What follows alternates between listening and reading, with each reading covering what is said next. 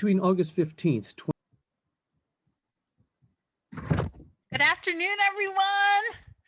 Welcome to today's Levi Lecture. My name is Wendy Cromash. I am your host and moderator.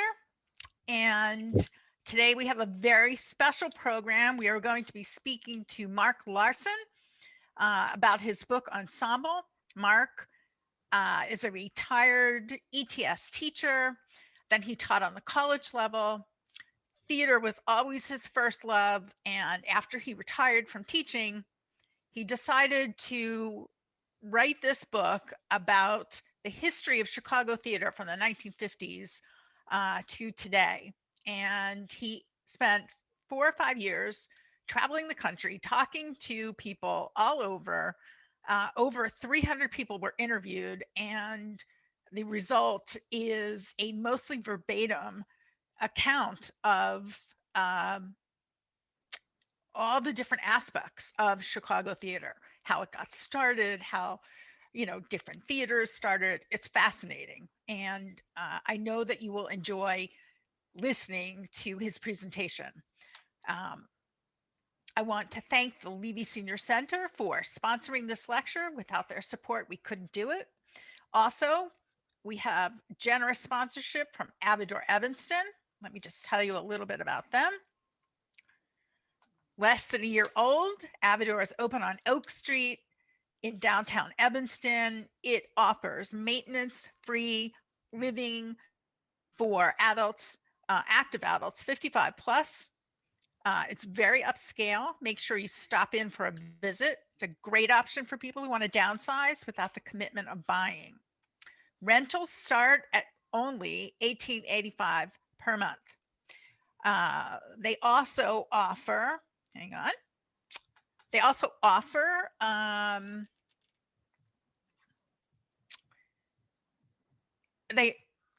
they have apartments available through community partners for affordable housing. If that is of interest, you should, when you call, ask for Maddie, and you will get additional information. That's MADDIE. They observe all pandemic protection protocols, making it easy for you to tour the building. Make an appointment today and take advantage of special opening pricing and flexible lease timing. They will make it very easy for you to move in. Let me read you the contact information. Go site avadorevanston.com or call 847-802-8700. Thank you, Avador, for your generous sponsorship. We appreciate it tremendously. Okay, that is pretty much my only housekeeping announcement. People who are raising their hand, I don't use that function here. If you need to reach me or you have questions, please use the Q&A function. Once we start, Mark and I will take ourselves off camera and come back to you after the presentation for Q&A. I think that's it. Mark? Thank you, Wendy. Welcome to the Levi Lectures. I'm really pleased to be here. Thank you. I wish we were all in the same room, but this is lovely. I'm an Evanston resident too, and so it's nice to be speaking to a group of neighbors. But man, I wish we could be in the same room. It would have to be a large room, though. Yeah. Well, that'd be nice. Yeah. I want to thank you, Wendy. I want to thank Levi for this. I appreciate your setting this all up. Speaking of Evanston, I wanted to mention too, I heard that it's possible that Cookie Gluck is somewhere out there.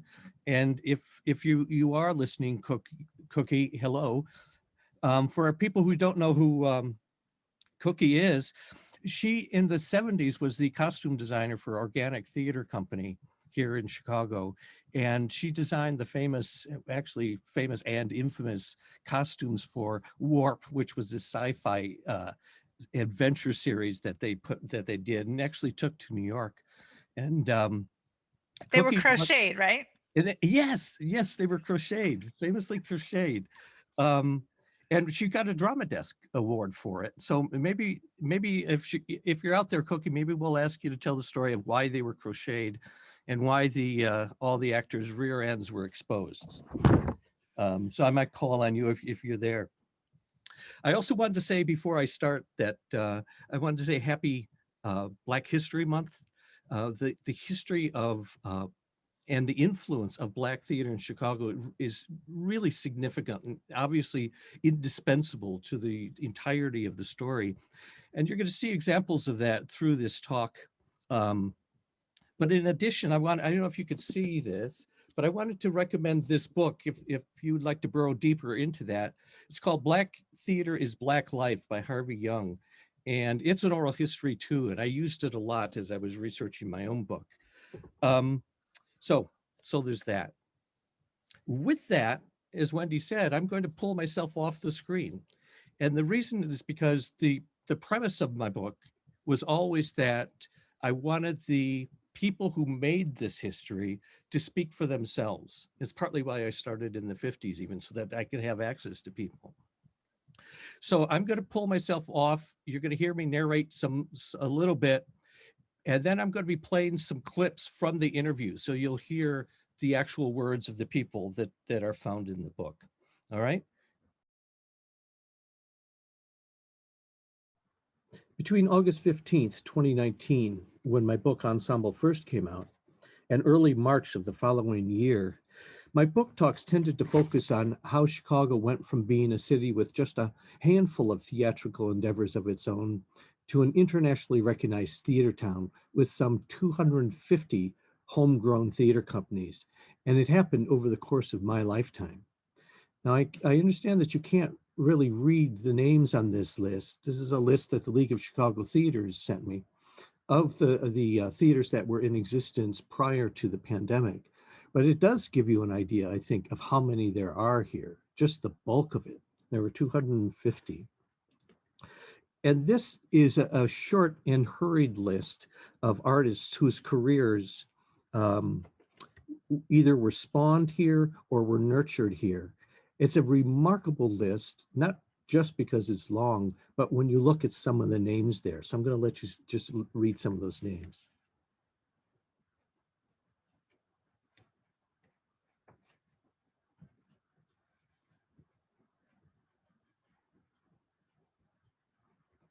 So how did this happen? How did this happen? That was the central question of my book. How did we get, for example, to take one example, how did we get from this, that's Gary Sinise there outside of Steppenwolf Theater in their very first home in the 70s. How did we get from that to this, which was one of their first homes when they moved into the city, to this?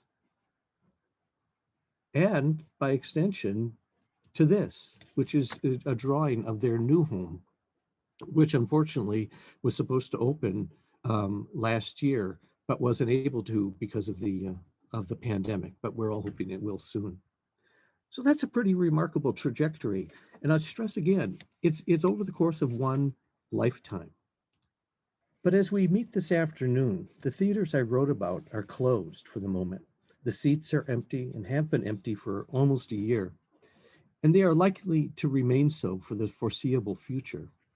The world has changed a lot, and we are changing too.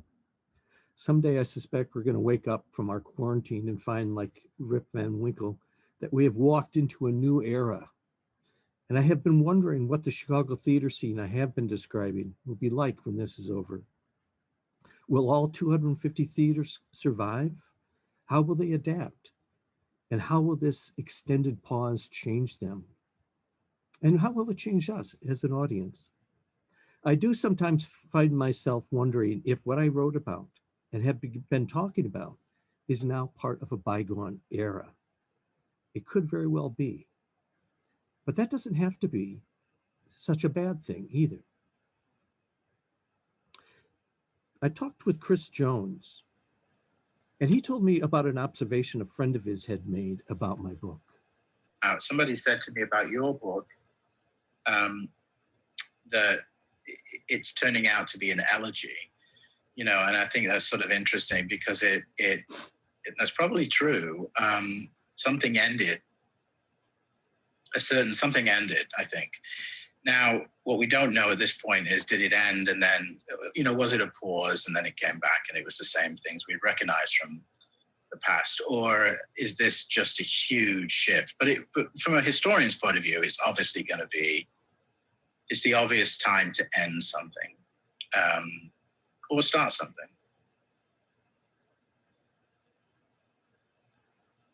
I think it's both, obviously. This is the playwright Idris Goodwin. And in an interview in the March 20th, 2020 edition of American Theater Magazine, he said this: "This ain't the intermission, it's the show. This is the moment where everything changes. We are in the inciting incident." That's where we are right now. We are in the inciting incident. And I believe he's right. This is the moment before what's next. I now think of my book Ensemble and those by Richard Christensen and Jeffrey Sweet, Chris Jones, Harvey Young, John Mayer, Pete Blatchford. I see those now as the exposition. They're the background for the story to come. I think we are living now in the beginning of the story of how Chicago theater will have survived and returned from a devastating crisis and what it became, not in spite of it, but because of it. This is actor Rashada Dewan in Caroline or Change at Firebrand Theater. We talked last summer during the lockdown, and she made an interesting, and I think poignant observation about this unique moment. What are you seeing in the arts community happening as a result of this?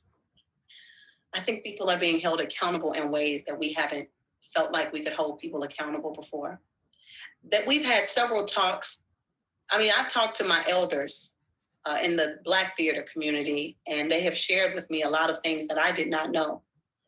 As far as like previous efforts and what the theater business is really about, the business of it is really about broken relationships, all the underlying things that you don't really get until you talk one-on-one with someone. And when I'm learning, and then I've sat and talked with theater directors, executives, board members. And what you'll learn is, again, we all have the same wants and needs. Now, how we go about getting them is how we comb through our own insecurities, which we also all have. Yeah. And that's what I'm seeing. Although the people I talk to for this book are more like age peers of mine, many are the elders of the Chicago theater community who played a significant role in its development, like Cookie Gluck, for example. I have also had conversations with theater makers more recently during the lockdown about what that has been like for them and what they foresee might be the future of theater in Chicago. So this afternoon, what I'm going to do is share with you some of those clips, both from the past and from the present, which I sifted through for clues to what might help Chicago theater scene to rebuild after this crisis. Start with this. In 2016, Harmony France and Danny Smith founded the Firebrand Theater that I just mentioned. It's a company dedicated to musical theater works with the mission of empowering women. With a dazzling, they opened the 80-seat space on the first floor of the Den in production of Lizzie. Firebrand, I think, embodies what I think of as Chicago theater spirit. It's about creating your own opportunity. It's about spontaneity, full-out commitment, intimacy, unadorned authenticity, risk-taking, and an activist orientation. Today, Harmony cannot say with any certainty what will happen to her young company, but she does seem confident of one thing. It's going to survive anywhere with Chicago. Why do you say that? Because we create, like you said, we create it out of nothing. We create, no one has a storefront community like we do. We create off no money. So we stay up all night, we sleep at the theater, we paint our own sets when we have to, you know. We're so scrappy, we're so activist based, we're so progressive. We work here, we work at our art. If it's going to survive anywhere, it's going to be here. And it might not be me, it might be this new generation, but it's going to survive. Well, it's in the DNA. It's in our, yeah. Yeah. We're working class artists. It's so about the work, and it's so about, especially with the newer storefront companies, we all have activist missions, and I don't think that's going to change. While conducting these interviews, I came to believe that there are unique dispositions that served this community well in the past. And it's also propelled it forward and may be able to propel it beyond where we now stand. I'd like to share with you just a few examples of what seem like genetically inherited dispositions that I think will help Chicago theaters and artists find their way back. The first of them is a disposition that claims if there's no art opportunity available, create your own. This is a photograph of Greg Mosier on the right and the playwright David Mamet. Gregory preceded Bob Falls as artistic director of the Goodman before being invited by then New York City Mayor John Lindsay to run the Lincoln Center Theater. Late last year, he invited me to come to New York to speak to a group of theater students and faculty at Hunter College. And he chose the name of my talk for me. He called it Start Your Own Damn Company. And then it had like a tagline, why wait to get hired when you could start your own company? He told me this is a message that he wanted to share with New York students and faculty. Greg knows that spirit well too. He was an essential part of it in the 70s. That spirit here in Chicago also has a very long history. You can go back to 1905, when Robert Motz founded the first Black-owned musical and vaudeville house in the US called the Pekin Theater. That's a picture of it there. It would also serve as a training ground and showcase for Black theater talent. This is a shot of the interior I thought you'd like to see. That's on stage. In 1940, playwright and poet Langston Hughes formed an early theater company in Chicago that he called the Skyloft Players on the South Side. When that disbanded, the Center Aisle Players formed, and they opened in a space at the YMCA at 38th and Wabash. And that was followed by others that you're going to hear about in just a moment. But the story I wanted to tell in ensemble begins 13 years later in 1953. And I did that for practical and logistical reasons. Practical because I wanted the book to be told exclusively in the first person. And many of the pioneers of that time are still with us and were more than willing to talk. And logistical because that's the year I believe that disparate efforts inspired by what had preceded them began to get traction as a movement. This is when it grew from what one director, new to Chicago in the 1960s, called a theater desert into what it is today. To give you an idea of how Chicago and Chicago theater in particular was regarded in 1953, here's what one prominent New York journalist wrote. A.J. Liebling visited Chicago and wrote about us in a series of articles for the New Yorker magazine. Here's just a taste of what he had to say. It is not considered smart to admit having seen any play in Chicago because this implies either A, that you haven't seen the real play, or B, that you haven't the airplane fare to New York. He later collected those essays into a book he called The Second City. Even 30 years later, this point of view by non-Chicagoans was prevalent. Here's another example of what I was talking about. This is Nicholas Ruddle. He was a founding director at Court Theater. And he had transformed the Court Theater from a summer theater, which is literally in a courtyard at the University of Chicago, into the company that we know today. He shared with me an incident that occurred in the late 70s. Claire Bloom came to Chicago and made an appearance at the University of Chicago. I remember that a friend of Philip Roth managed to get Claire Bloom to come here to perform scenes of women in Shakespeare in Mandel Hall, and the place was packed. The number of seats was notorious. It was 1066, and there were 1066 people in there. And I won't say his name because he's dead now and he was a friend of mine, but he introduced Claire Bloom as coming into this desert of theater.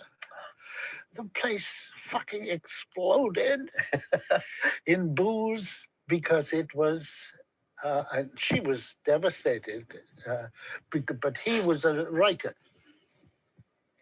But it was already there, in other words. Yeah. That was... But only Chicago knew it at that time. That's right, because it was something like, it's before 1980. So it's in the mid to late 70s that this happened. So I've always remembered that the people in the theater booed when the introducer of Claire Bloom was gracefully greeting her into this desert of theater. And everyone knew it's not that, it's different. That really marks it in time too in our history, doesn't it? Yeah, That we knew it, but the world didn't know No. it yet. There was that moment. yeah. Well, let's go back to 1953 now. The same year that A.J. Liebling published his condescending essays, a young director named Paul Sills and another gentleman named David Shepard, undaunted by the fact that the University of Chicago, which Paul attended, had no theater department, created their own damn company at the university, and they called it the Playwrights Theater Club in 1953. That little company, though it would last less than 2 years, spawned some remarkable talents, including Barbara Harris,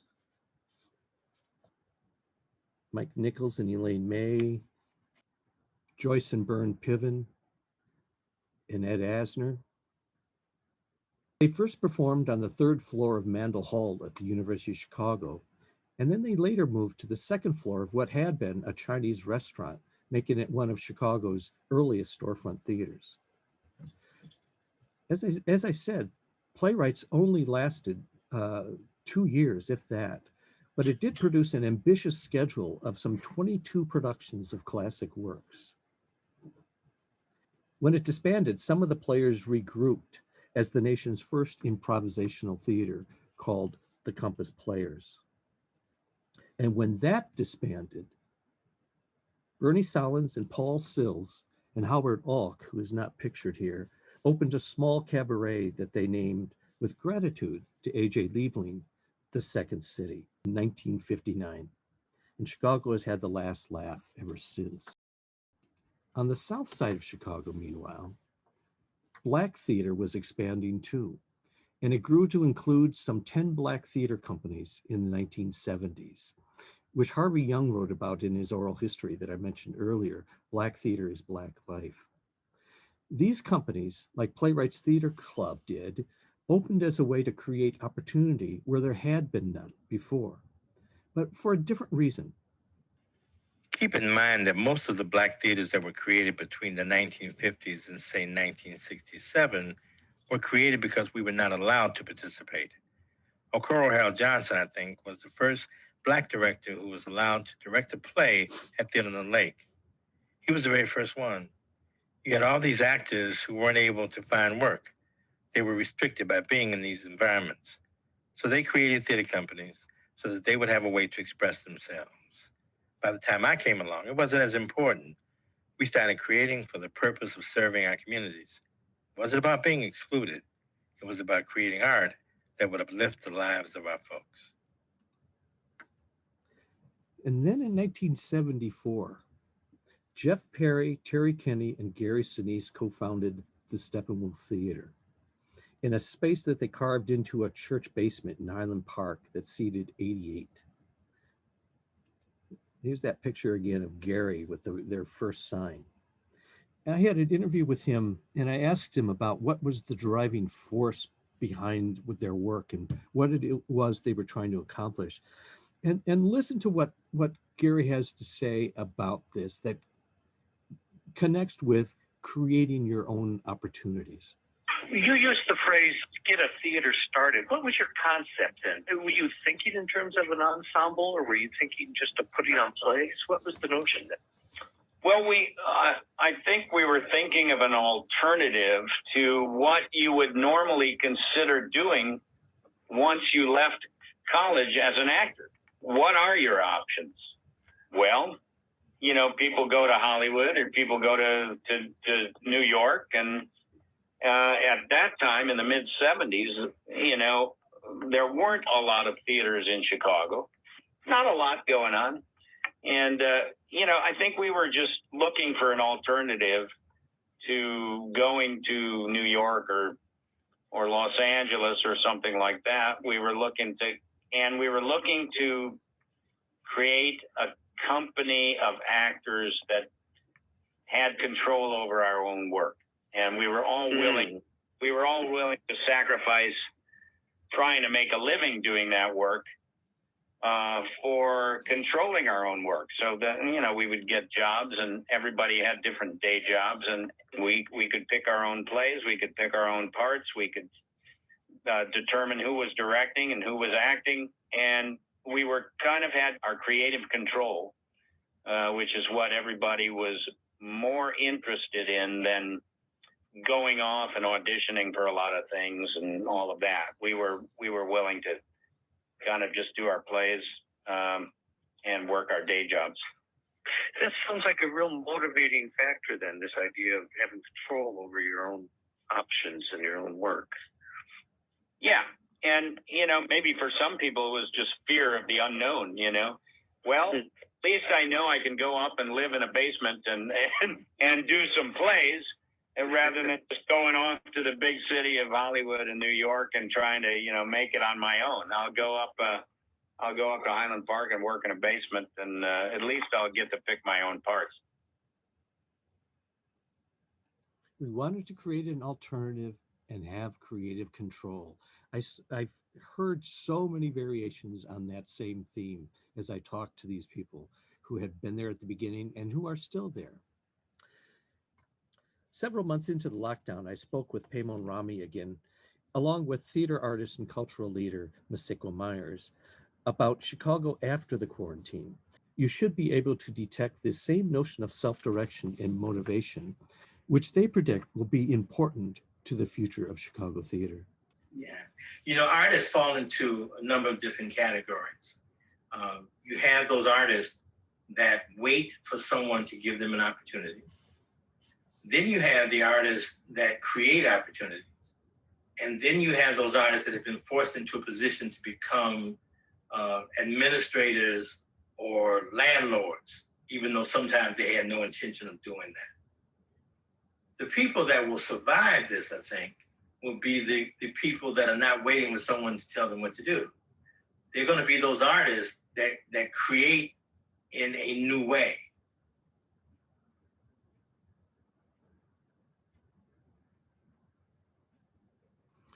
So is it possible that this impulse, this disposition to create one's own opportunities is so firmly ingrained in the DNA of the theater community that they'll be able to draw on it when they return? I really would like to think so. This is Goodman Theater's artistic director, Bob Falls, back in 1983. He's directing William Peterson in a play called In the Belly of the Beast. And it was in a tiny theater on Howard Street called Wisdom Bridge. I talked to Bob again during the lockdown, and this is him looking back on those days and what might be able to help us move forward. Well, I've always been, perhaps like you, a bit romantic about Chicago theater. That we, so many of us were born out of absolutely ridiculous circumstances, with no money, very little support.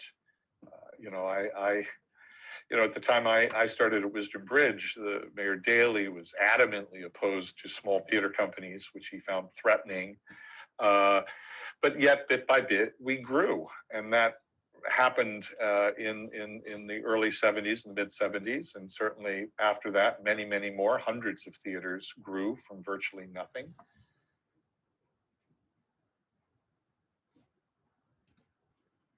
This is an ethos that says we're all in this together, and our responsibility is to the whole group. This is actor Alan Arkin, who's had a career that began here in Chicago and really took off when he joined the very first Second City cast in 1960. Alan described to me what he thought of as the idealism against which he measured all subsequent experiences in the Alan described for me the idealism against which he measured all subsequent experiences in this is actor Alan Arkin. In 1960, his career was going nowhere when Paul Sills invited him to come to Chicago. In 1960, his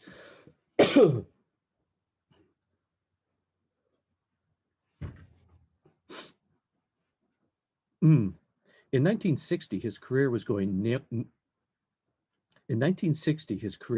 nowhere when Paul Sills invited him to come to Chicago and join the company of his newly formed Second City after two original members had left. And I asked Alan about those days in Chicago, and this was his response. And I found this really interesting. A half a century later, and given the extraordinary career he's had since then. Here's Alan.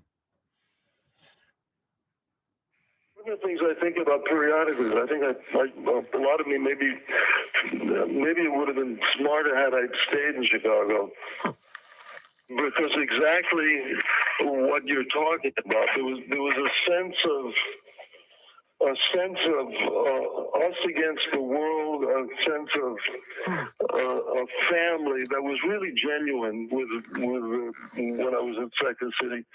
And I've looked for that my entire career and found it maybe 6 or 8 times, but not nearly as much as I could have had I stayed there. Back when I could sit in a movie and then watch it like 2 and 3 times because they wouldn't kick you out. Russians Are Coming is one of those that I just kept watching. There's something. Yeah, well, the Russians Are Coming was an extension of Second City in a way, because Norman Jewison had a brilliant and very embracing philosophy of film. That everybody, it was a community project. We were all doing it for the same reason. It had enormously important social significance for us, for all of us, and so that had that had very much a sense of community that you're talking about that comes out of Chicago. And about a half a dozen movies over the years have had that sense of, but not terribly much more than that. Now, this is Laurie Metcalf, and with her there is Billy Peterson on the right, and behind her is Gary Sinise. This is in Balmain Gilead. She was an original member of the Steppenwolf Theater Company, and she first performed with them in that Highland Park basement. So she was very much a part of all of this coming together. And she too told me about what she felt made the company so successful, and and by extension, what makes this community so successful, the ensemble spirit. And this is how she describes it. Were you using the term ensemble early on? I think we did. I think very early on, we just called ourselves Steppenwolf Theater Ensemble, maybe. I think we used it. If we didn't use it formally, it was always in our heads that what we did was as a group. There wasn't, nobody thought, I'm going to use this as a platform for myself, you know? Really? Mm-mm. It was really all about the group then. It was about the work. It was about, you know, yeah, it was about how are we going to make this the best thing possible. It was collaborative from the beginning. We wanted to make an impression not individually but as a group, and so maybe we knew we had energy, we had passion, we had a shared sense of humor, and we wanted to we wanted the group to succeed. I love that. Mm-hmm. This is a phrase that gets me every time I hear it. Think of the significance of that. We wanted the group to succeed. Move it beyond just in the arts. Think of this moment that we all share, the pandemic, a fierce and unseemly election, and a fraught transition, the Black Lives Matter movement, and a long overdue reckoning with racial inequity, the ongoing struggle for LGBTQ rights, climate change. We wanted the group to succeed. The reason I call my book Ensemble is because that disposition that we were just exploring, which says we want the group to succeed, expands beyond individual ensemble companies to a desire for the entire theater scene to succeed. It's the firm belief that rising tides really do raise all boats. This is Derek Sanders, who co-founded Congo Square Theater in 1999. He told me this story that exemplifies and typifies this ethos. And I want you to know this. I heard countless examples that are similar to this. Let me tell you a story. Can I tell you a real quick story about that? Yes, do. So we were doing Joe Turner's Come and Gone, right? That we did it with the Goodman in co-production with the Goodman. At the time we are in rehearsal, my executive director comes to me and says, we run out of money before we even hit tech. Like this is maybe a week or so before we hit tech, right? And he said, I don't know how we're going to finish the set. I don't know how we're going to get this up. Then out of the blue, Amy Morton calls me and says, hey, Derek, can you come down to Steppenwolf? I'm in rehearsal, but I would love for you to, I need to talk to you. And I love Amy. I love Amy Morton, right? And if Amy calls me, I'm going to come, you know? And I said, sure, Amy, I'll come down there and meet you. Sure. So I go down there. Amy comes down, say, hey, Derek, you know, I was a part of a theater company called Remains. And we had always talked about, you know, getting back together, and we just never did, but we kept our account open. And he was like, and we're looking around at the Chicago landscape, and companies we felt like symbolized the work that we did. And she handed me a check and said, we want you to have a piece of Remains. Right? I almost cried. I have a piece of Remains. Right? I almost cried. That sent us over the top. I think it was like $10,000 or something like that. And that was just enough to get us through tech and to get us through one of our more amazing productions of our company's history, right? That to me symbolizes what Chicago community is really about. Yeah. To me, it's one of those things where a company like Remains can reach back to a company of color that they didn't know. They didn't even know they would know, you know? And she didn't know we needed it desperately. She didn't know any of that. And it was just one of those things that I'm deeply proud of. You know, it's just one of those moments that I go, that's why I'm at Chicago. That's why I did Chicago Theater, you know, because of stuff like this.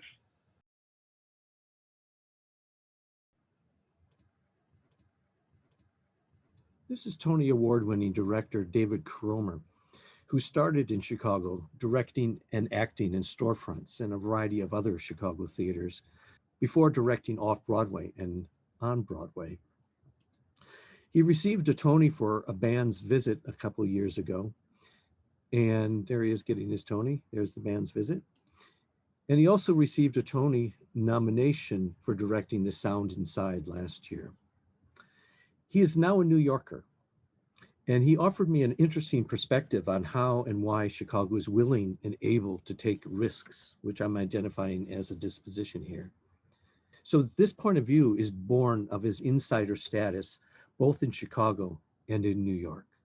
There's always a lot of New York versus Chicago posturing in Chicago because there's really only one model for a theater city. Or there's a couple. I guess there's London and in the English-speaking world, London and New York. I was on a panel once, and it turned into the way these panels often do, which is defensiveness about Chicago versus New York and a little bit of New York bashing. And Gary Griffin piped up and said something really wonderful that I quote all the time. He said, I don't want this to turn into a bunch of New York bashing because New York's great. I love New York. New York's sexy and it's exciting. The difference is Chicago does not have a for-profit. We don't have a for-profit model. We have some, but not much. It's mostly a not-for-profit model. Once it's a not-for-profit model, failure is okay, risk is okay, it's okay to share. You know what I mean? Mm-hmm. You're not playing king of the hill. There's not only one spot. Mm-hmm. There's a bunch of spots. So automatically the values of let's try this, see what it is. And New York is a for-profit model, and there's an enormous amount of money at stake, and space is limited in every conceivable sense. That articulated to me what I'd always felt and never thought about, which was, you could try and fail. You were not going to be destroyed by failing, which just meant there was more later, that if you're willing to think that it all doesn't have to be right now, that there was more later, you could keep trying. And think of the value of that to artistic enterprises. You have to be able to keep trying.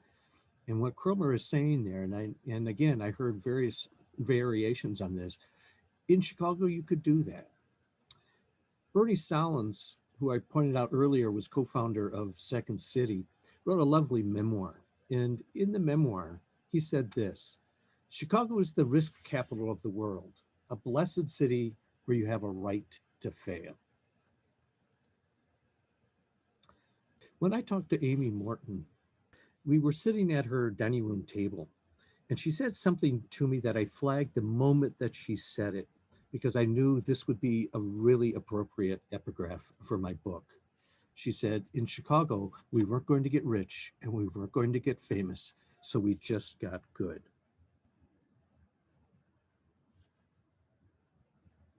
Chicago is home. I don't suppose that's really a disposition, unless it's the inclination to think of Chicago as home and for that to carry a lot of weight for you, because it's true here. Chicago is home to a lot of these folks. It's their starting place, and there's a lot of loyalty to it too. And I think a perfect example of that is the actor Michael Shannon. This is just a tiny sample of some of the movies he's made. There's Man of Steel, Boardwalk Empire, that was actually on HBO, Shape of Water, Revolutionary Road, for which he received an Academy Award nomination.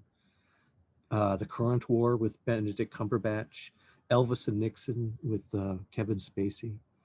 And at the bottom left there, that's him with Audra McDonald in Frankie and Johnny, which he did on Broadway fairly recently with her. This was the marquee for that show on Broadway. And this is the marquee when he did a show called Victims of Duty at his home theater, a Red Orchid, which is about an 88-seat theater near Second City, actually, in Old Town. It was directed by Shira Piven, whose picture is on the left there up at the top, whose parents were members of Paul Sills Playwrights Theater Club in the very beginning. And on the far right is Guy Van Swearingen.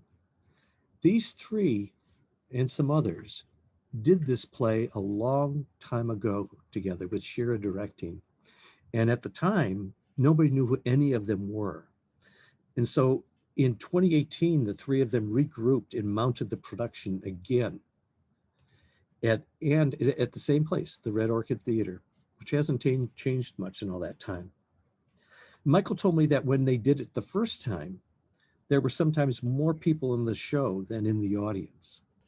I was in the Red Orchid office the day that tickets went on sale at noon for the 2018 production, and I saw the entire run begin to sell out. Tickets were gone within a day and a half. I interviewed Michael and Guy and Shira in a small office on the second floor before a dress rehearsal of that show. And interestingly, in that office, there was this photograph. That's Michael on the right and Guy on the left when they were much younger. And as we talked, Michael would look from time to time at that photograph. So I asked him what he thought about when he looked at the young man he was. You know, a lot of times I think I don't even know what that is. And yet I know that it's probably, you know, we have a lot in common, I guess. But my life was so different back then. There's so much that, I mean, everybody, you know, 20 years goes by, everybody has a lot of stuff happen, but I mean, I had a lot of stuff happen. Yeah. But I think I'm a intrinsically very nostalgic person. I'm kind of riddled with nostalgia. I think I find it comforting somehow. I guess without it, life just seems too chaotic, too random. Because I mean, it is that I was not a person that was on the fast track to success, really. I mean, I was like a barely functional person, and I found this devotion that is in and of itself, as we were saying earlier, somewhat elusive and bizarre, but I was devoted to it no matter what. And then all this other crazy stuff happened. But yeah, it just seemed, in a strange way, I feel safe here somehow. Here? Yeah. This is like my den, you know. Helps me remember who I am, you know. Yeah. To that point, this photo was taken of Michael at the Old Town Ale House, which is just around the corner from Red Orchid on North Avenue. Michael is watching the 2018 Academy Awards. It's a film in which he played the villain called The Shape of Water, and it was up for a number of Oscars, including Best Picture. Michael is here in the Old Town Ale House because he had directed a play at Red Orchid by his friend Brett Neveu. And it was closing, and this was closing night. He wanted to be here. Chris Jones saw the photograph, and he wrote this about it. I don't recall ever seeing a picture that so vividly expresses acting in Chicago and refusing to let Hollywood change you. I want to turn our attention exclusively to the present now with several recent interviews with Chicago theater leaders. And I'm going to step back and just let these run back to back and let them speak for themselves. We didn't know what was going on for quite a while. We were optimistic and then finally realized that we were not going to be putting this production on in the late spring. So we let it go and fully postponed it until next spring. So a year postponement on that. But I think that sent me into a place of sort of reset and reflection and realizing that I personally could not just throw myself into the work as if I'm going to solve everything. I'm going to ride in on the horses. I'm going to join people riding in with flags. We're all going to make this work. No, I think there's too much to absorb, both culturally and personally. And for a minute, I really want to talk about personally, just a sense of sitting and reflecting and experiencing grief loss, change, and sitting with the unknown and having to recognize that no matter what it is I may want, I have no control over it whatsoever. And just that was good. Worries me the most, Mark, is returning to a normal, returning to what we used to do. I really hope that after living through this pandemic, that we address the seriousness of inadequacies as it relates to our society, and that there's some serious discussion and action and implementation of new ideas to level the playing field or make the playing fields more equal. And that worries me the most, that people keep saying that let's get back to normal, but I don't think we want to get back to normal. I think we want to get back to a new normal that addresses some serious concerns about how we live and treat each other. We want to get to a better new. We cannot go backwards. We have to incorporate these lessons that each of us individually and as a group are learning. I just said this to someone last night. This is the room that we're in. Let's learn how to live in it better. Let's learn how to make the theater better from this moment on.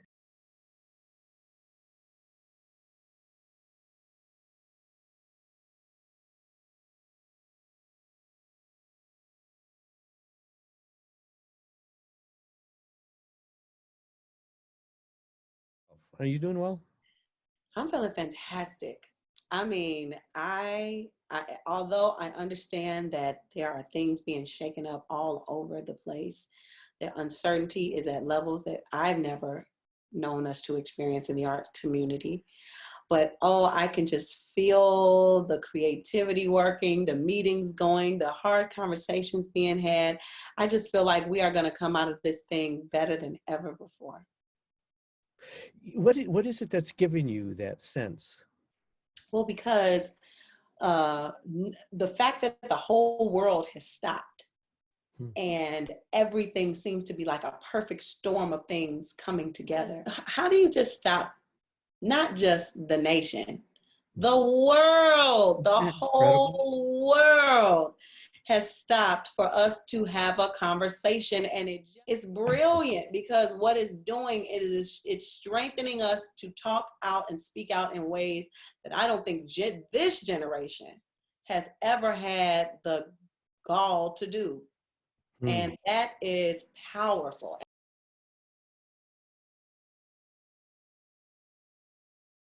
I think we have we already were making the weirdest, best new plays, and the audience that we have is sensational. They know what they like and they're excited about it. So I think that the level of thirst is there. I don't think that's gone away at all. We don't necessarily need tourists to make this whole system work.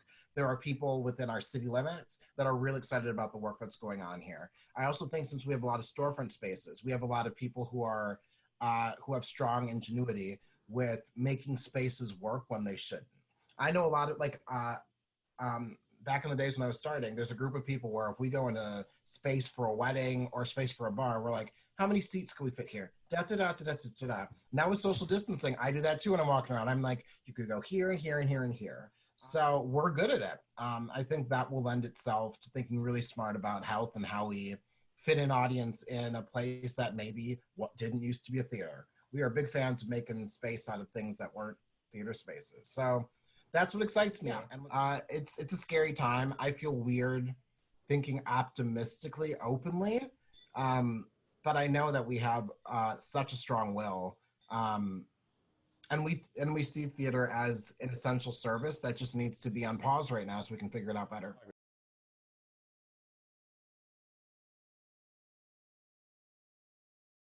I have a lot of friends and a lot of colleagues in New York City where I think this has struck them much harder.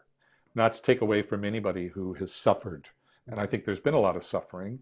And as we said, there will continue to be suffering just simply around employment, if nothing else. But, you know, the New Yorkers I've talked to there's a sense of devastation that they're experiencing. And again, I think the culture of New York City artistically is different. I mean, we've talked about that, just the way theater was created from its ensemble nature as opposed to New York. And my heart goes out to them, and it's very painful to hear and watch and look at. And maybe it is a Midwestern optimism. Maybe it is coming from Chicago, where we've seen the theater community grow from virtually nothing in a short time, very short time, that I have found my colleagues a bit more optimistic and a bit more approaching all of this with a sense of hope, which I think is the way one sort of has to. And we will meet maybe harder truths as they come with the resourcefulness and the resilience that we have as artists and as a community.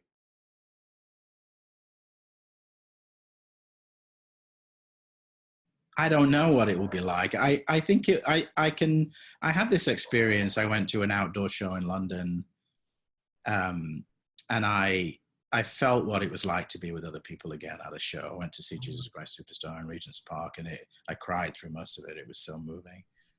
I think there'll be a lot of that reaction. People will appreciate, you know, you'll go to the Drury Lane Oak Brook and you'll see some big old musical that you were like, oh my God, here we are again before.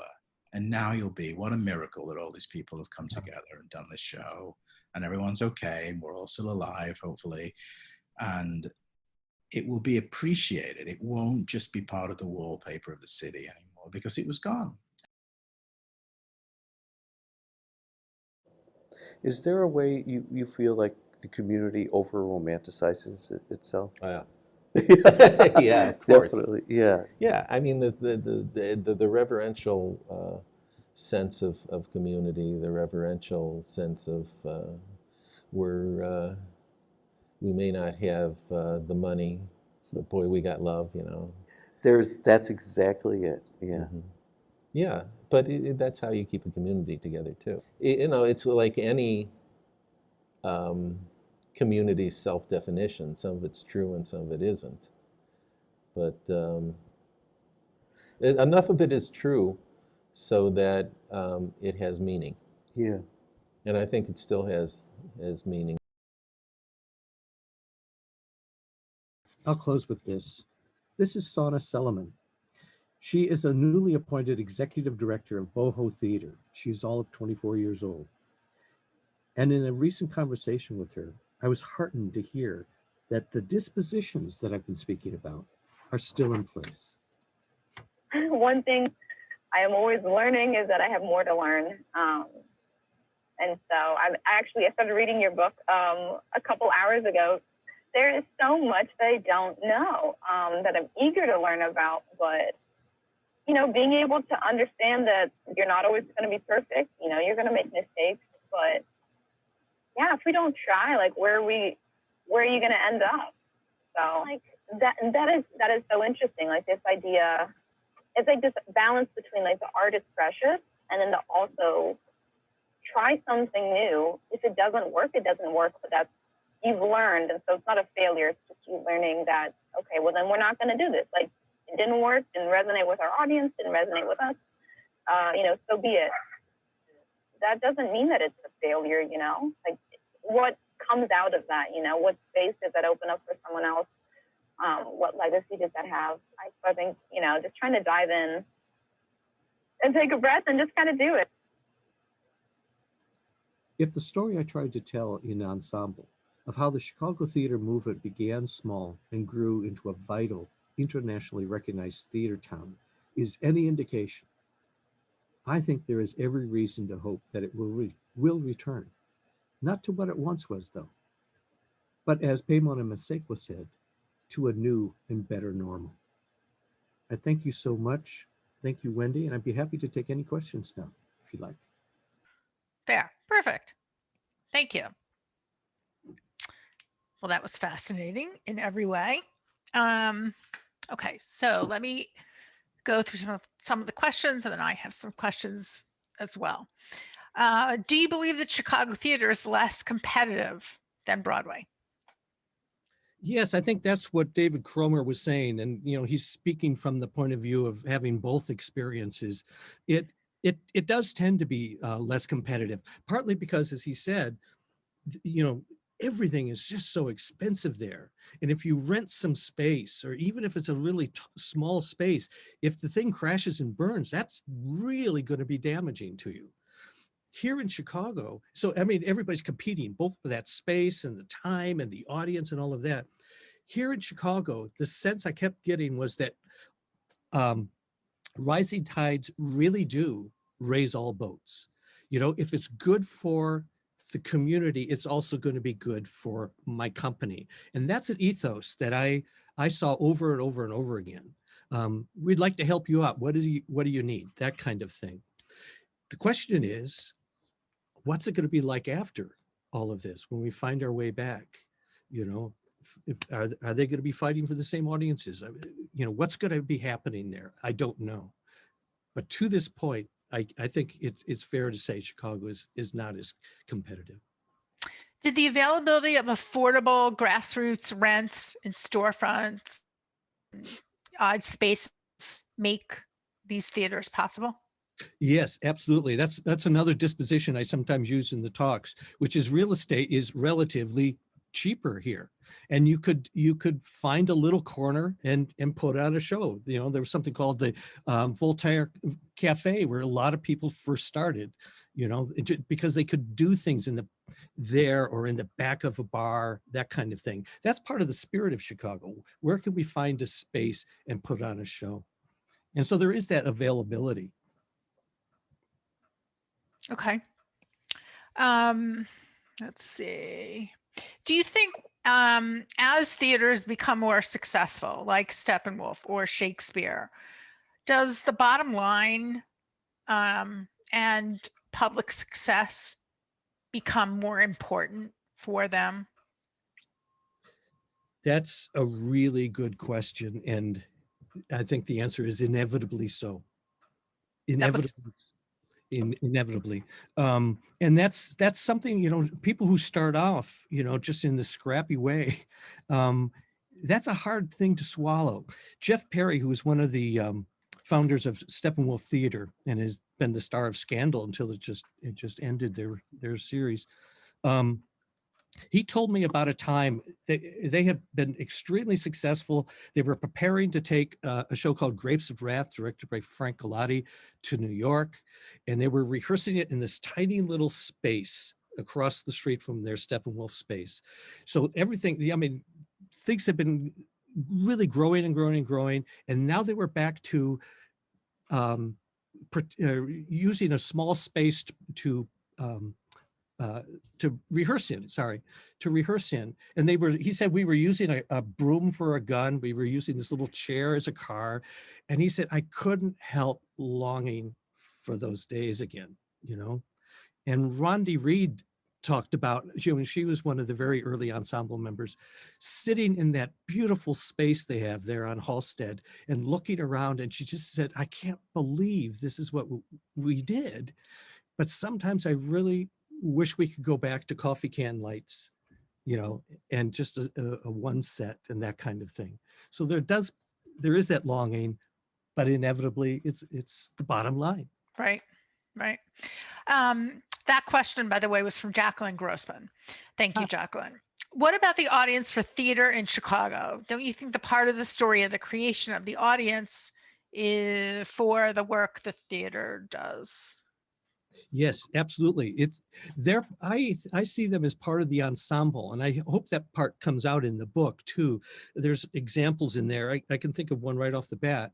One is Steep Theater, a small theater, which sadly has just lost their space during this lockdown. But they're a wonderful theater and very small. It does a lot of really inventive work. And Kate, who is the managing director there, told me a story about how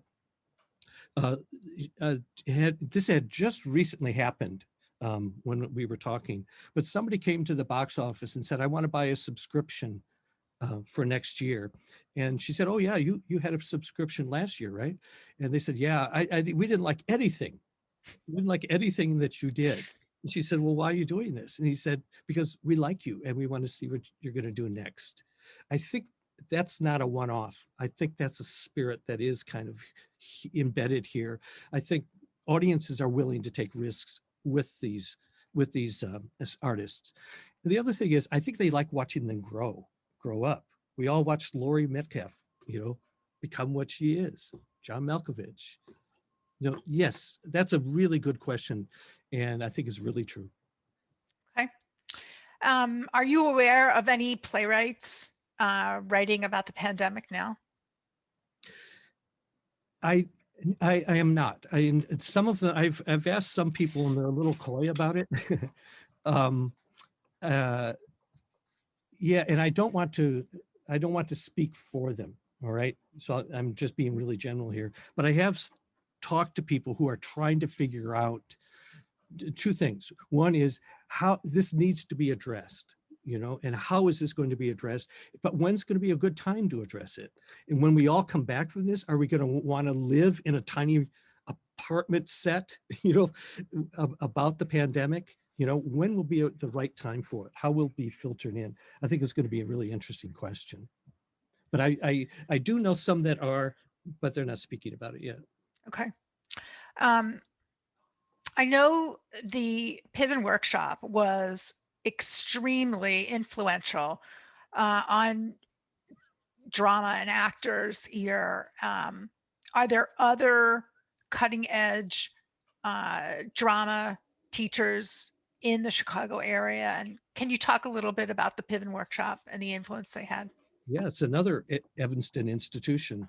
That started in the 70s too. And actually, let me put this into perspective. The Piven Theater Workshop is in that grade school, the Noyes Cultural Center, as you all know, which had been a grade school. It was in the Noyes Cultural Center that Tracy Letts and Dexter Bullard first hired an 18-year-old Michael Shannon to be in an early Tracy Letts play that nobody was wanting to do, called Killer Joe. But the Piven workshop has always been in that space, in that room. I mean, in that building too. And I just recently talked to Joyce. I interviewed her for something else. Joyce Piven, who's the co-founder with her husband. They go all the way back to the work of Viola Smollett and Paul Sills and the people who were, like the beginning of improvisation, American improvisation, and utilizing theater games in the rehearsal process and that kind of thing. And I sat in the Piven Theater Workshop and watched Joyce directing and working with some very young people. And I thought, do you kids have any idea how close to the source you are when you're listening to Joyce Piven? She was right there at the beginning of this movement. She's right here with you now. And she was teaching the same kinds of things. And you're right, it's very influential and continues too. It's still going on. And some wonderful people have come out of that too. So the Cusacks for three. Right. I'm just going to read section from your book that talks about these games. I found it very moving.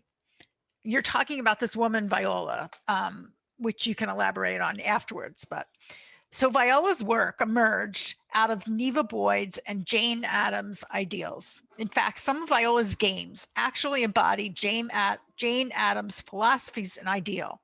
It's quite remarkable, for example, that Jane Addams said that a cultivated person, meaning an educated person, but she used the word cultivated, is one who can see through the eyes of another. And when I'm teaching, that's what people tell me happens when they play Viola's game, Mirror, that they are seeing through someone else's eyes. Other games like Give and Take embody the ensemble nature that's the spirit of what Viola's work really is. So Viola's games are almost like the direct embodiment of Jane Addams' ideals of social ethics. That quote is from Aretha Sills. Yeah, Aretha is Paul Sills' daughter and Viola Smollen's granddaughter. When you read that too, it kind of gave me goosebumps. I haven't seen it in a while.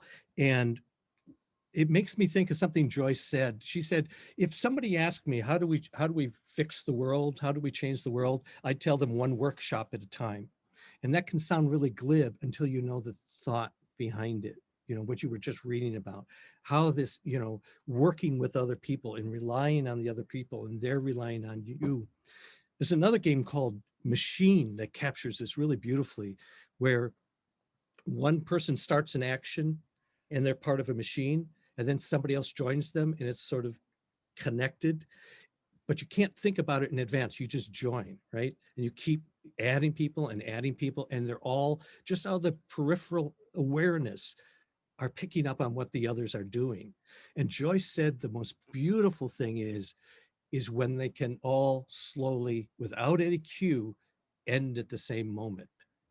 And I think that is a gorgeous thought, that can happen among a group, that they're communicating in a different way. This slow down, slow down, slow down, stop. Speaking of workshops, there's another quote I want to read about David Mamet.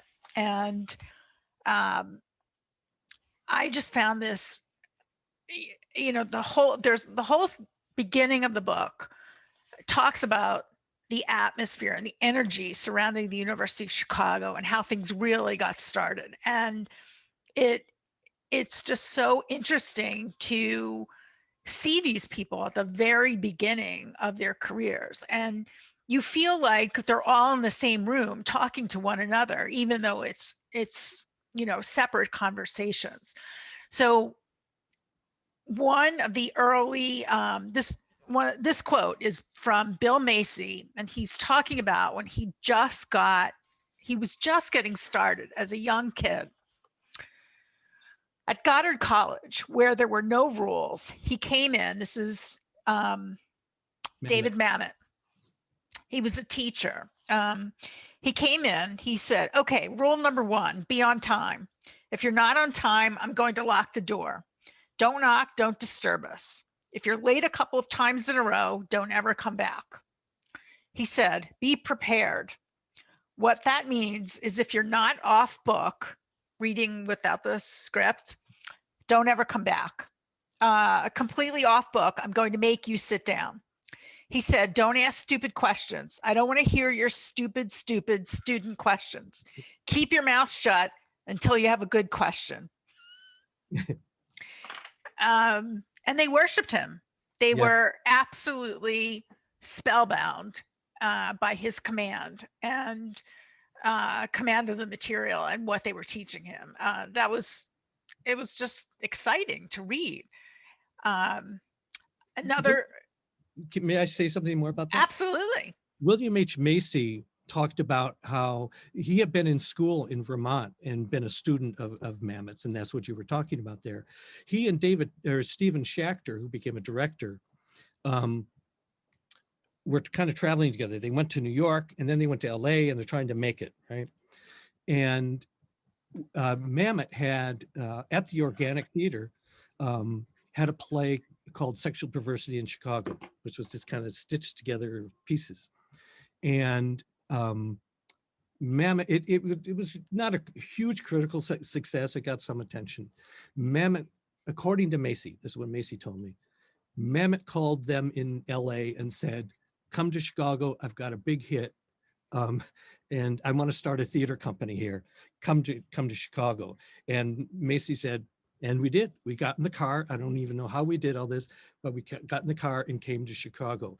And my response was, you mean just on the power of David Mamet? And he said, yeah, he has more power than that. There was a real charisma there. But they started the St. Nicholas Theater, which just itself is short-lived, but did some wonderful things. Yeah. Go ahead.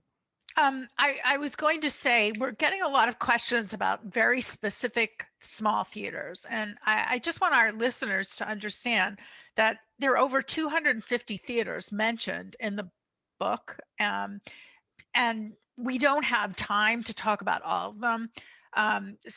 Jack is asking about the Immediate Theater in Evanston. Robert is asking about the Black Ensemble Theater. Let me keep going down the Writers Theater up in Glencoe, Apple Tree Theater, Light Opera Works. There are There's a lot. many. Yeah. So, you know, unfortunately, we don't have hours to sit here and talk about every single theater in Chicago and all the stars. I mean, but the book is a fascinating read about a lot of these topics. Um, you're right. I can't address them all. I do want to clarify, though, there aren't 250 in the book itself. There, as the League of Chicago Theater counts them, that's how many are in Chicago or were before the pandemic. And I didn't cover them all, which brings up the very painful matter that I had to deal with constantly is what's in and what's not. And that was you know, as large as the book is, I always say almost everything isn't in it. It's just not it. Okay, I misspoke, but No, that's the book is over 700 pages, and it does cover a lot of material. So, thank you. But of course, it can't cover everything. You talked about there's a section in the book about the influence of Fred Kaz.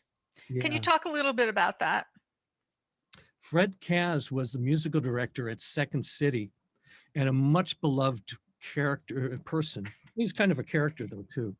But he was not the first. A guy named Bill Matthew was the first one. He was an accompanist as a teenager at the Compass Players, and then he became the first musical director at Second City, you know, with Barbara Harris and Alan Arkin and those guys. After him came Fred Kaz, who had a really wonderful reputation as a jazz musician. And Paul Sills said, you know, what you do with jazz is what I do in the theater, in improvisation. He became the musical director, and he stayed for a long time. When I talked to cast members who had worked with him, they talked about him as he was like part of the cast, because there's this, you know, they're improvising on the stage, but Fred was improvising on the side too. And in a lot of subtle ways, the cast members in the book talk about it, how he would guide them even, you know, but it was a give and take thing, and a beautiful, beautiful relationship. And Fred sadly died just a few years ago. Yeah, the chapter in the book about him was very moving. You talk about the woman who was very instrumental in Steppenwolf. Help me out. Pardon me? Martha Levy. Yes, thank you. Thank you. There's a whole chapter on Grease. I had no idea that the show Grease started here. Yeah, it started at the Kingston Mines, and which is a converted trolley barn that they turned into a theater. And Jim Jacobs and Warren Casey had this idea, and you know, took it to Kingston Mines, and they said, yeah, let's try it. It was really different than what ended up on Broadway. And Jim Jacobs in the book, he's one of my favorite characters in the book, although I have many, but Jim Jacobs, who wrote it, talks about that whole process from the moment they got the idea straight through it to its going to Broadway, and what that was like. And it happened fast too. It happened really fast. Yeah, there's just you conveyed very descriptively the energy and the atmosphere in the city in the 50s and 60s, especially around the University of Chicago, and how that continued in the 60s and 70s, when a lot of the ones who are you know, still around, still performing, they just were brave. They took chances. They weren't worried about commercial success, or, you know, how much they were being paid, or they weren't materialistic. They just wanted to get the art out. Yeah. And it, it was so genuine. You just brought that out so consistently, and through your questions of the people that you interviewed, and many of them were wistful, talking about you know, and these are very successful people, wealthy with, you know, great careers, but like Alan Arkin talked about Chicago as one of his favorite places, and they have fond memories, and they, a lot of them got their confidence here in Chicago, which enabled them to do other things. You know, that's, you know, Laurie Metcalf even said one of the things that really helped them when Steppenwolf was starting was they were down in that little basement in Highland Park. Almost nobody came to see it. It was family and friends. They could do whatever they wanted. And they played all sorts of different roles and tried different things. And in that time where they were basically on their own, they were able to become this mighty ensemble. I know I tend to over romanticize things anyway, but so that's why I end the book with something near the end of the book, with something Tony Adler, another Evanston resident, said. He was the theater critic for the Reader for many years and during this evolutionary time. But I asked Tony if the theater community here overly romanticizes itself. And he laughed and he said, yes, of course. But he has a great line. He said, but some of it's true. You know, some of that stuff you talk about, some of it's true and some of it's not. But enough of it's true that it holds the community together. And I really like that notion. Speaking of Evanston, can you talk about Northwestern's theater program? Oh my, yeah. And how, I don't know whether it influences Chicago theater or if it's just like a feeding, you know, source of actors and technicians, but can you talk about that, please? Interestingly, I was a guest at David Catlin, who is a co-founder of Looking Glass Theater. He has an acting class at Northwestern. And he had me, you know, come and talk like this to his acting students. These are senior level students. And I got really choked up because David, you know, the kids are on the kids, they're seniors in college, but the students but they're still all kids. Yeah, they're still kids. They're on the screen, you can see them. And David talked about each one of their projects to me. He told me about the projects they did and what made each one exceptional. And that's the generous heart of David, for one thing. But what got me really choked up was I remembered David Downs, who was David Catlin's professor, at the time that Looking Glass became an ensemble with David Schwimmer and David Catlin and Andy White, Evanston. When that group came together on the Northwestern campus, right? And David Downs was a very significant person in that way, you know, in terms of helping them do this. And David Downs told me about projects of his students. And I said to the students, David Downs told me about David Catlin's projects, and David Catlin is now telling me about your project. And that is really special. I love that. And I remember Frank Galati, who taught there too, talking about the Martha Levy's project, excuse me, Martha Levy's project in the same way. So this continuity is really cool that I really like. One other, go ahead. No, go, please. Another group that came out of Northwestern, and they sort of came together there, is called Practical Theater Company. It's this little group, it's part improvisation and part just these wonderfully, not esoteric, but just eccentric sketch work. And they all had this unique sense of humor that they shared. And some of the people that came out of that were Julia Louis-Dreyfus and her husband, Brad Hall. And so they created the Practical Theater Company. They performed at the corner of Howard and Custer. It used to be a shoe shop. And that was their tiny little theater. I don't even know what it seated, but it was pretty small. And they grandly called it the John Lennon Auditorium. That's their sense of humor. They were invited to perform in a space adjacent to Second City called Second City ETC. They performed there. Tim Kazurinsky, Evanston resident, who was on SNL at the time and a writer at SNL at the time, told Dick Ebersol, the producer, you need to go see the Practical Theater Company. He went to Chicago for other things, but he went to Chicago, he saw the practicals, and I promise you, this is in the book too, Ebersol asked 4 of them to join the cast of Saturday Night Live that night and to come the following week. Everything changed for all of them. Right. They came from Northwestern. And Julia Louis-Dreyfus discusses in the book how it was not the same warm, creative,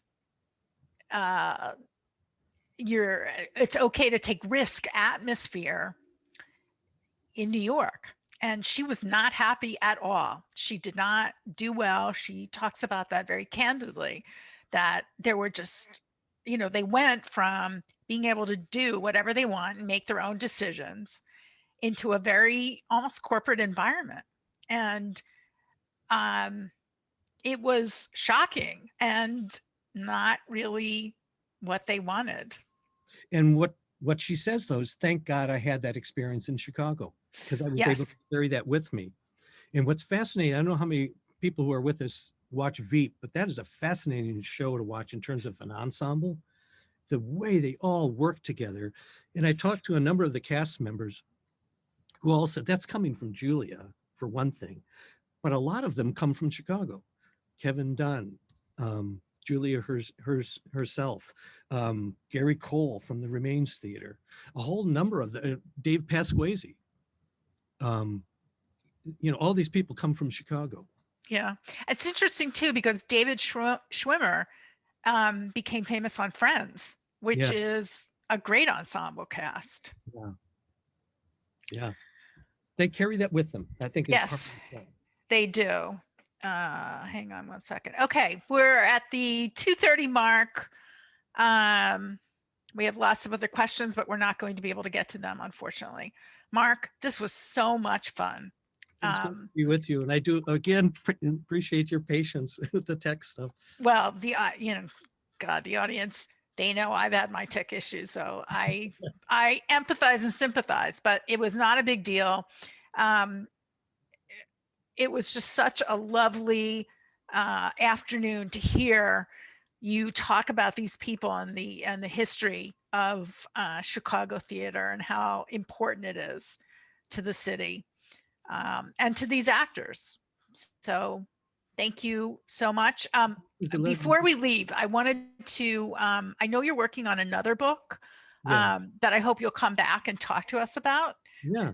Why don't you just mention that, please? In a nutshell, it's also an oral history, but I'm calling it a composite portrait. While working on Ensemble, I got to know Ed Asner, which was a great privilege for me. Spent time at his home, interviewing him there. And when Ensemble was done, I got really fascinated by this man and said, hey, what would you think of my doing this oral biography? And he said, yeah, let's do it. I mean, it was that quick. And so I was supposed to fly out there and spend some time with him, but of course that happened, everything. But we've been having a lot of Zoom calls. So I have these recorded Zoom calls with Ed. So that's coming up. So thank you. That'll be great. We will look forward to that. I'm trying to remember. I know he was in something recently where he played a patient in a nursing home. Yes. The one with Jane Fonda and Lily Tomlin. Gracie and Frank. Yes. Or something like that. Right. Yeah. Right. He was in a nursing home. That's right. And he screwed up their internet somehow. But he also helped a woman get away from her nasty boyfriend. I mean, it was a great role for him. And he he just seems like such a benchy guy. You just want to hug him. He's So a great guy, and he's 91 years old now, and he's continuing to work. He's Dead to Me, Blue Bloods. He takes a show on the road. So that's Ed. The scene I'm talking about might have been in Dead to Me. It might have been in Dead to Me, but regardless, Yeah. he was great in it. Well, he died in Dead to Me. He was also in a nursing home. So maybe that's what I'm thinking of. Anyway, he was wonderful. This was really fun. I really and the audience loved it as well. I am looking forward to you publishing the Ed Asner book and coming back. And if he's still around, we can have him too. Yeah, he'd do it. Okay, great. That would be fun. Thank you so much. Thanks, Lou. Sorry about my dog. It's a perfect time to end. She waited to the very last minute. So He did. Thank you, everyone. Thank you, Amador Evanston. Next week. And next week for Valentine's Day, Patty Lynn will be here with The Belle of Amherst, an impersonation, a play about Emily Dickinson, and she's fabulous. So please join us, and I promise the dog will be muted. All right. Have a great night, everybody. Thank you. everyone. Thank you so much, Mark. Great to be here. Bye-bye.